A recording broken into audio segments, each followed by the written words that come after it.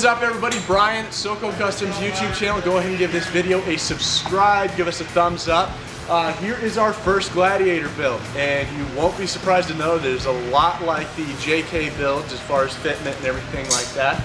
We went up 2.5 inches on the Icon kit. So these wheels are a 17 by 8.5. They are a positive 6 offset. So you can definitely see how they poked out just a little bit from the fender welds. That's the nice thing about these Jeeps, is by being strategic with your offsets and being strategic with your fenders and things like that, you can really fit a big tire underneath minimal lift. Obviously we went up 2.5 inches on this Icon kit, brought it level, but still were able to fit those 35 1250s. These are the Nitto Trail Grappler MTs, so they're going to be pretty aggressive. They will be pretty loud.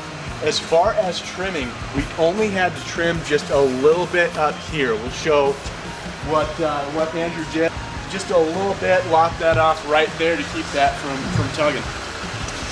All right, so that is our build. Go ahead and give this video a thumbs up. Give us a subscribe.